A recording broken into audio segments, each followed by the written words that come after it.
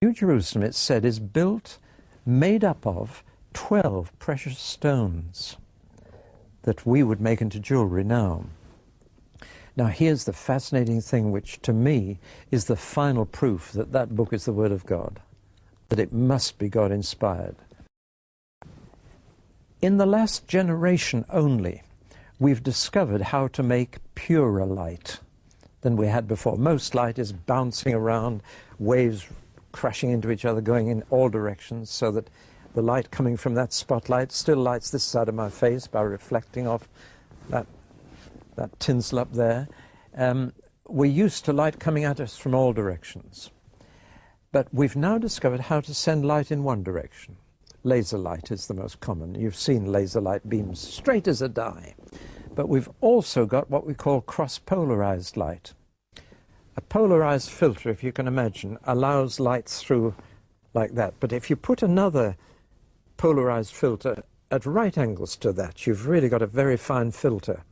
If you take sunglasses and take one lens and put it at right angles to the other, it goes even darker. It only lets very straight light through. Now, people have taken jewels and precious stones and cut a very thin slice for microscopic purposes, and then shone cross-polarized light through them to see what happens.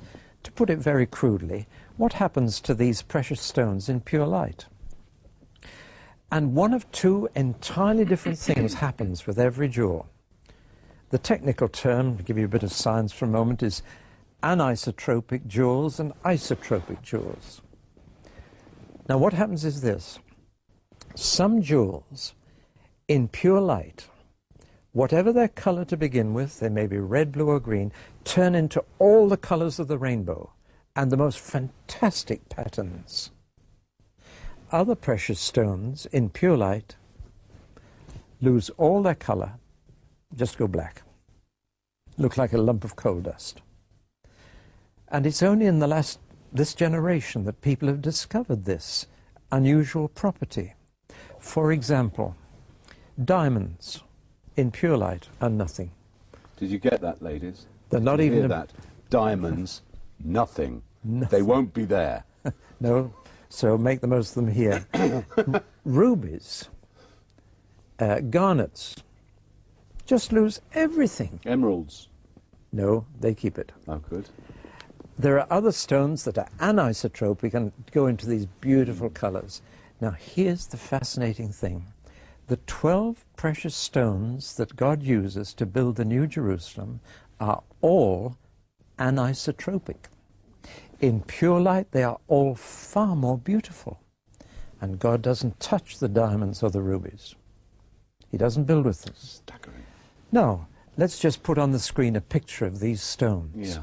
Look at the top 12 stones on this picture, and you'll see the stones of the New Jerusalem. Look at the 4 bottom ones at the bottom of the picture, and you'll see they're black, no attraction whatever.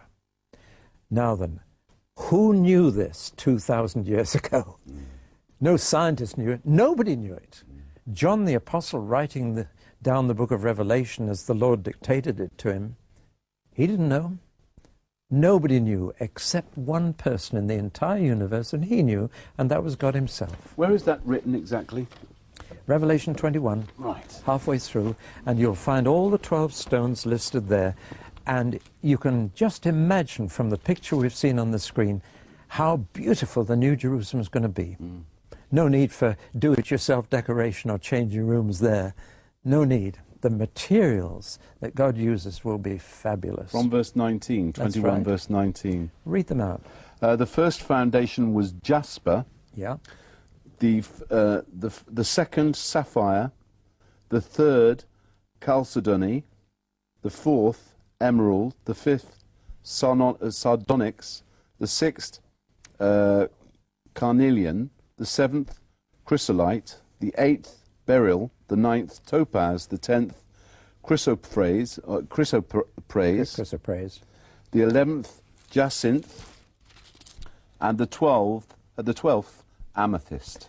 No diamonds, no rubies, no garnets, because they're isotropic.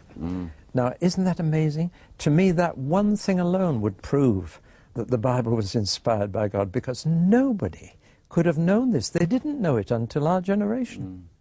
But there it is.